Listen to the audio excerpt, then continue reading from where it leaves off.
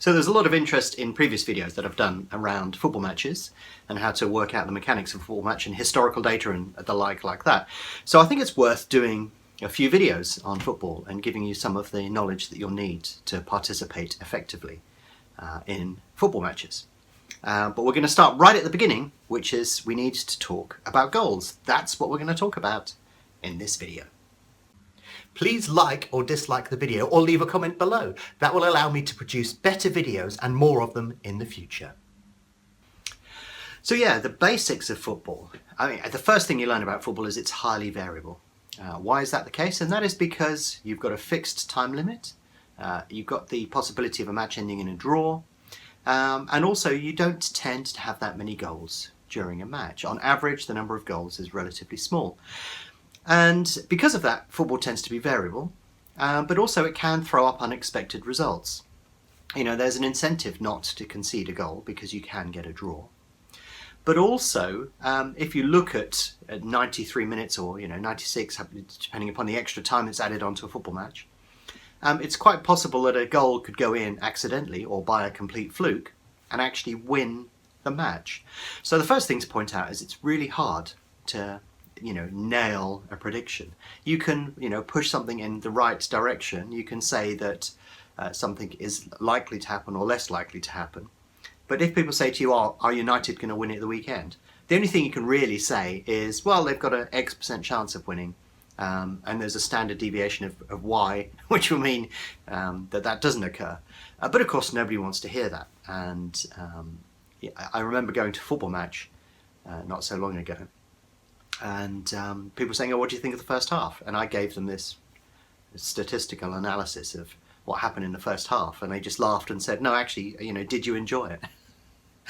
But the problem is, once you get into that mindset, it's difficult to throw it away. So you're looking at a team, you want them to win, but in reality that because there are only a few goals a game, that luck could have a part of it, and they could play really well but not win. And that's the nature of football. Now, when you're looking at league competitions, there's an incentive to draw. And in knockout European competition, there's an incentive to get an away goal. But when you're looking at outright cup competitions, it's winner takes all. So your luck can play a much bigger part in a cup competition than it does within the league. So the first thing you need to do is you need to separate out each of these into their component areas to analyse them properly. And that's why when people ask me about the ratings, I often say to people, I'm great at domestic football, but not so great at cup or European competition, because all the adjustments required to adapt for that make that a little bit harder. Whereas on on domestic leagues, I've actually got loads and loads of data. So for English football, I've actually got data going back to 1888, more 1889. Because there's not that many matches I got in 1888. But for every single match I've got, for as many matches as I can get, I've got all of the data surrounding it in terms of what happened in the match, how it happened, how many goals were scored, when they were scored, and so on and so forth. And the advantage of having a database like that is you can cross-compare situations. So you can actually look at scenarios that were similar and compare them with scenarios that are coming up over the next weekend, and so on and so forth. And that's part of how I form my judgment, is going back through that database to cross-compare similar looking sets of matches. So for example, I can look at a match this weekend, highlight the key characteristics behind it, and then I can map it against that database to look at all of the information that came spinning out of it. And that's a way of looking at some of the data, but that's probably more appropriate for another video, because what we want to talk about here is goals. And as you mentioned, or as I mentioned a little bit earlier, I was saying that football is very variable, and the reason for that is you generally get a small number of goals in a match. So over 93, 96 minutes or so, you're going to get less than 3 goals on average in a match. And therefore, you could get 3 goals really quickly and then none for the rest of the match, or you may get none for the entire match, and so on and so forth. So typically what you do is you start when you're looking at assessing a match, what chance there is of there being absolutely no goals at all. And how would you do that? Well, again, you go back to historic, because what we're trying to do is we're not trying to predict what's going to happen in the actual match itself. What we're trying to do in this video is understand how many goals are likely to be scored and how that influences all of the other elements within the match. So if you actually do a plot of all of those matches from 1889 and plot it forward, you get this lovely graph that occurs, which will magically appear in front of you. I have it down here. I'm going to read it to you, so you don't have to look at me looking down when the graph appears. But if you look at this graph, this is an analysis of English football, all the goals scored in every match for over 100 years. And what you notice, first of all, if you look at the blue line peaks around 2 to 3 goals per game. And this is where you get the average number of goals in a match. So the average number of goals over many decades now, for a long period of time, averages out at about 2.6 goals per game. And so you can tell that, you know, whenever you base your decision on how many goals that you're likely to have in a game, that's where you'd start. You'd start right down the middle, and you'd say, I think there are going to be 2.6 goals a game. Now you can see that if you go to the left on that blue line, the chance of having no goals at all in a game is about 7%. So on average, about 7% of games will end up with no goals at all. And that could be for any number of reasons. Maybe both teams aren't very good at scoring goals and therefore they get no goals. Or maybe it's just luck that, you know, that hits the post, a goal is disallowed, it's offside, somehow the goalkeeper claws it away from the line and it wasn't awarded a goal, and various things there. And I actually think that 0-0 is quite hard to predict because they sort of come out of the blue, and it can be a really competitive match, an uncompetitive match. It sort of comes out of the blue. So I find that the hardest to predict is if a match is going to be 0-0. You know it occurs at a regular sort of rate. It's going to be sort of, depending upon the structure of match, 7 or 8%. So odds at 8 would be 12.5, and decimal odds. And you can say that that's going to occur with a certain amount of regularity, but predicting it is a little bit harder. However, you can see, therefore, you know, the graph rises rapidly from 1 to 2 goals, and then it tails off a little bit, but it's a slightly shallower on the right-hand side. So that's the curve, that's the distribution of goals that you tend to look at. You will pitch it at 2.6, probably favour a few more goals for uncompetitive matches. But if you're trying to predict less than that, it's you can see the graph falls away a little bit steeper on the left-hand side. But when I look at a match and when I come up with the football ratings, I'm looking at the profile of the match and I'm sort of saying, well, on average there's going to be 2.6 goals, and I'm going to nudge it in one direction or the other depending upon what I expect to see in the match. And when we do another video, we'll talk about the draw, because you tend to look at how many goals there are in the match, then you actually price up the draw, and then you go forward and do all of the other things in the match. But yeah, you know, my centre point is 2.6, and then I'll move up or down according to how many goals I think are going to be scored. If you look at a historical data stat like, you know, this team haven't scored in 6 games, that doesn't mean that they're more likely not to score in the next game. So there was a match last night with Derby who were struggling to score, and they won 2-0 away. And it's a common trap to fall into. It's a classic gambler's fallacy trap, where you see a sequence of results occurring, and therefore you suddenly imply more importance on the next match, when in fact you can't do that. It doesn't work like that. The ability, you know, there may be some evidence within there, but unless if you can describe what's going on, it could be that they were just really unlucky, and, you know, like I said, they hit the post, goal was disallowed, you know, some dodgy offside decisions and so on, and that's why the goal didn't go in. But they're probably creating the chances, they just haven't taken them. Or it could be that they were up against a team that had very good defensive record, and you may not even know that yet. It may take, you know, a third of the season to go before you realise that it's the structure of the team that stopped them during that little period of winning or not scoring or something thereof. So anyway, centre point 2.6, and then you're saying, you know, are we going to go above or below that? I know it sounds weird to talk in terms of 0.6 of a goal or 0.7 or 0.3, but what you're doing is you're saying if this match was played 100 times, on average, how many goals would be scored in this type of match? And that's where you're getting your average figure from, and it's important to work like that. But also that explains to you why it's so hard to get a result correct if you're trying to tip. Tipping is sort of suicide on football, because, you know, the team may have had enough shots and action on the pitch to have scored 2 or 3 goals and actually end up scoring none, just through, you know, blind bad luck. So it's very hard to get it right, and I suffer from this when I go to a football match, people say, what's the score going to be, Peter, then? And I can't tell them.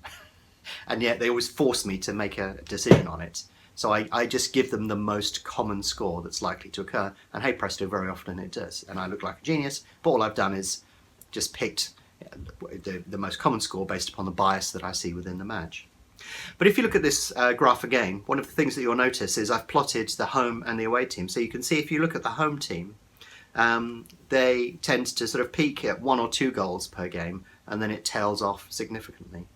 But you can see that the chance of them getting no goals in a game is, let's have a look, just under 20%. But then you flip to the away team and you can see the chance of them not scoring is much, much higher. So what you're looking at there is home advantage. And if you look at the number of goals that are likely to be scored in a game, then I pretty much automatically twist the model to be 0.4 of a goal favourable to the home team, because 0.4 of a goal is what you see with home advantage. Home advantage is worth 0.4 of a goal, which when there is only an average of 2.6 goals per game is pretty significant. That is very significant. But you can see as we go to the right hand side of the graph, it just tails off, and then the chance of scoring 4, 5, 6 or 7 goals tails off fairly dramatically. And typically from a coaching perspective, if you're in a 2-0 lead and you're only expecting 2.6 goals in a game and there are 30 minutes left, what would you do? Would you go on the attack and try and win it 3 or 4-0? Or do you just sit back thinking, well, they're not going to score 2 goals in 30 minutes, or it's very unlikely? And that is what tends to happen. So that explains that, really thin tail when you're looking at games with many more goals. And I tweeted the other week where I said, I'm trying to remember which match it was. I think it was Man United went 4-0 up at half time. And I said, teams that race to a significant lead at half time tend to sit back. And the match ended up 4-1. And that's a common characteristic, because from a coaching perspective and from a player perspective, why risk much more when you can just sit back, defend deep, knowing that if the average number of goals is quite small over a match, that if you defend and don't make any stupid mistakes, don't get injured and don't do any of those things, don't get booked, red carded, etc., etc., then you're probably quite likely to win the game without a fuss. And just why bother risking it? So you tend to find that's a characteristic of a lot of matches. Teams tend to defend a lead rather than attempt to add to it, which can be frustrating from a fan's perspective because you want them to absolutely stuff the away team. But you can't think like that in those sort of terms. Tactically, that's an inept attitude. So, especially from a coaching perspective, you tend to do the thing that gets you the result, which very typically is defending. And, that's the way that football works, and it can be a little bit boring that way. But if we merge all of those statistics together and stick them into a matrix, we can put the away team at the top and the home team down the side, and then we can actually look at how those two things begin to interact. And it's quite funny, really, because if you want to be clever and you want to be assured of getting the right result most of the time, the best result to pick for a particular match is 1-1, because actually 1-1 occurs much more frequently than any other type of result. In fact, it occurs about just under 12% of the time. So I actually came close to winning a tipping competition once, and all that I did was go in every week and just enter 1-1, 1-1, 1-1, 1-1, 1-1, 1-1, which was absolutely hilarious. I beat, I can't remember how many it was, about 80,000 people, or nearly 80,000, because I didn't win the competition. There were people above me, just by predicting the most common score. So people were inserting their knowledge and bias into the market and successfully getting completely the wrong score. So the next graph that I'm going to throw up actually shows you all of the potential results. So across the top you have the away team and the amount of goals they score, and then down the left you have the home team and how many goals they're going to score. And I've shaded it so that you can actually see where the most common occurrence of scores are. And you can see actually from that perspective that merges the data that we saw in the previous graph quite well and focuses you in on what the most common scorelines are within football. And you can see it's biased towards the home team. But if you look at the home team, you can see that they tend to score a goal or 2 goals quite frequently. And the away team is more likely to score 1 goal, less likely to score 2, and may actually not score any at all. So from that you can begin to cluster together the most common occurrences. Now along the bottom what I've done is I've added up all of those totals as well. So you can see that for the home team, for the away team, no goals, let's do that properly. For the away team, no goals adds up to nearly 34% of the time. and 1 goal adds up to 36% of the time. 2 goals is only 19% of the time. Then you can see scoring 3 goals away from home tails off quite significantly. Apart from if you're playing West Ham at the moment, it seems. Sorry if you're a West Ham supporter. Everybody has to go through that now and again, and it's not pleasant. I'm sure their form will return soon. But if you look on the other side of the graph, this is the number of goals on average that the home team are likely to score. So you can see scoring no goals occurs 18% of the time, and scoring 1 goal 30% of the time, 2 goals 24%, and then again it tails off a little, but not as steep as the away team. And if you wanted to work out the chance of like a 2-1, all you do is add up both those columns. So if you sort of said, you know, I want my team to win by 2-1, you can actually multiply those two end numbers, and then that will give you the likelihood of the result, or it should do. I haven't checked that, but that's what it should do. So yeah, the number of goals within football gives you a clue as to how the match is going to play out. And there's a bias towards the home team. So when you look at that bias towards the home team, it's worth generally about 0.4 of a goal. And that's generally reflected in all of the stats that you can see. And if you want to look at the average number of goals in a match, or try and work out how many goals are going to occur in a match, then you would tend to use that total goals graph that we saw before. You put yourself in the middle and you say, well, based upon the defensive record, based upon the attacking records, I think there are going to be less goals, so we'll start to push it down a level. And based upon, you know, a good attack or a weak defence, you'd start to push it up a level. And, you know, this team's at the top of the league versus a team at the bottom, you tend to push the model towards 3 goals in the match. And if it's a very competitive match, and it's between 2 teams that are very close to each other in the league, and there's not much to separate them, it could be at the bottom, it could be at the top, or whatever, then you tend to push it down towards 2 goals. But generally, you won't find me forecasting outside the range of 2 to 3 goals. It will fall somewhere in that range, because you can't forecast a 0-0. You can't forecast no goals at all. All you can say is that there is a chance that that could occur, but you wouldn't actively forecast it, because what you're doing is you're saying there's a standard deviation. Here's your forecast of, you know, 2.4 goals, and in fact there could be an extra goal on top of that, or there could be 1 less. You know, you plot your standard deviation around that center point. So you pick your center point being 2.7 or maybe 2.2, and then you accept that there could be goals going for, or goals not going in on that particular match, and that would affect the outcome. But you're looking at that center point. It's the most important thing, because if you do that accurately over a long period of time, then you tend to produce pretty consistent and good results. But yeah, in terms of average number of goals, 2.6. In terms of the specifics of those 2.6 goals, have a look at the graphs, because this tells you the total number of goals on average that occur within a match, and the frequency in which they occur, how they're distributed to the home and away team. And if you're looking at a 3-1 or a 2-0 or a 2-all or something like that, have a look at the second graph, and that actually plots that out beautifully for you and shows you what are the most common occurrences within a match. Once you've got your head around that, we can start to move on to specific topics. So I'll follow up on other videos with detail about certain things. And logically, you tend to start with the draw when you're looking at a football match. I know that may sound unusual to some of you, but we'll cover that in the next video once you've digested what I've said about total goals in a football match. Anyway, I hope that's been helpful for you. Please comment and like. If you do comment and like more frequently and ask me questions, I read all of them, and I'll take that forward to the next video. So I hope that's been helpful for you, and look forward to giving you the next video on this subject. Click here to subscribe to our YouTube channel. You'll get instant notification of new videos as they're released.